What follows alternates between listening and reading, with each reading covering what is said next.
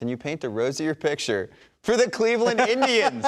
And again, we're picking on Hot Stove, where JP brings up Jose Ramírez. It was one of those, well, if you're going to float Lindor out there, why not Jose Ramírez? I can come up with some reasons why not. That would completely put that team in rebuild mode as well. Ramírez, once again, was third in the MVP voting. Here's what's crazy about Jose Ramírez, and I mentioned this out of spite because I picked him to win the MVP a season ago, and he had that crazy stretch. Remember the second half of 2018 and the first half of 2019? This is how cold he was. 511 plate appearances, 307 OBP, 309 slugging. So, that was this crazy stretch. Oh, my God, this guy's perennially underrated. I pick him to win MVP. Is it terrible for something? All right. But then he's able to bounce back this year and be third in MVP voting. So Ramírez is actually very affordable, judging by those numbers. $9 million is getting paid, 2 club options coming up at $11 million and $13 million. This, to me, says, all right, if the Indians say we trade Lindor, we can't get a whole lot back from it. It's only 1 year. Every team in the league knows that we're financially hamstrung right now. The Indians have not been top 10 in payroll since 2002.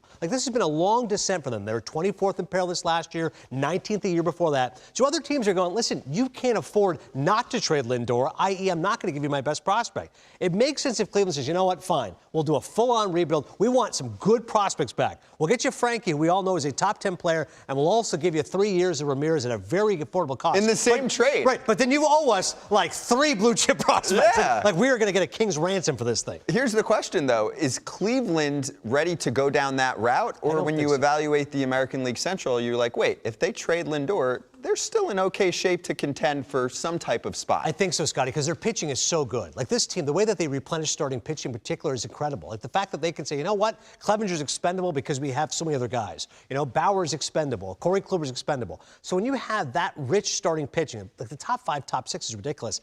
I don't think that all of a sudden you say, okay, let's sell the farm. You say Lindor, we can't afford. Let's be realistic. We're not going to be able to pay 8 years, $240, 10 years, $300, whatever he's going to get. So trade Lindor. But Ramírez, to me, that would be an odd decision, especially because he's affordable right now. Yeah, and he's under control for years, where Lindor's a free agent after this season. Joel, I think Cleveland fans are saying, say it ain't so. Can we just deal with one superstar at a time, please? So the issue we never deal with is really the only important issue, which is, what does the owner tell you your budget is?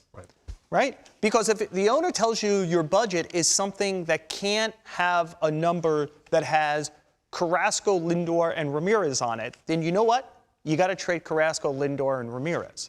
That's the issue here, is there's some mystery. Can I make a case that the Indians can trade Lindor, and if they do it well, where they get some pieces that help in 2021 and then use at least a piece of the $20 million-ish that he would have been paid to kind of fill out, especially get some outfield help, perhaps, that they could contend? They can, but even as they're constructed today, Minnesota's better, the White Sox are better. There's no way to trade Lindor and convince yourself you're probably going to be better short term. So the question again, if you're a team like the Indians that's always hedging today against tomorrow and has been if you think about what they've done on their payroll, say over the last 10, 12, 15 years, they will be a team that respects the cycle and says, are we better off completely punting, saving enough money to kind of do some other stuff, and just go all the way here and trade Lindor, trade Ramírez, trade Carrasco, trade Roberto Perez, end up with a $40-ish million payroll, but end up with 8 to 10 more prospects and start to think about a day in 21, in 22, 23, 24 as you get better. Do you think they do that? Is that still the thing, though, too? I think that they got rid of enough money in the last few years where they don't have to do that. Okay. And I also am probably in the minority.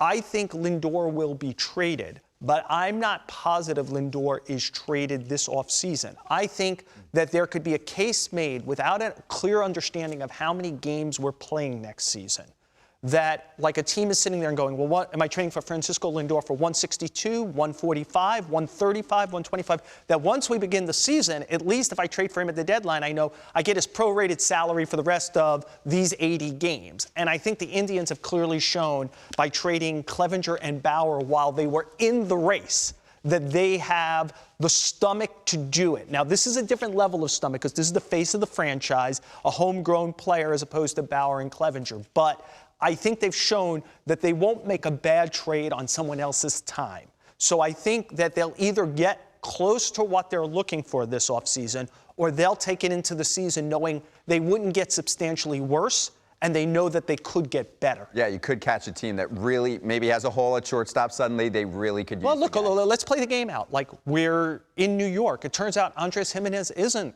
a starting shortstop. You got Steve Cohen's money there now. Hey, you know it's like $10 million for the rest of the year. They can handle that. They got prospects. They're going for it. Like, in other words, they're in position to go for it.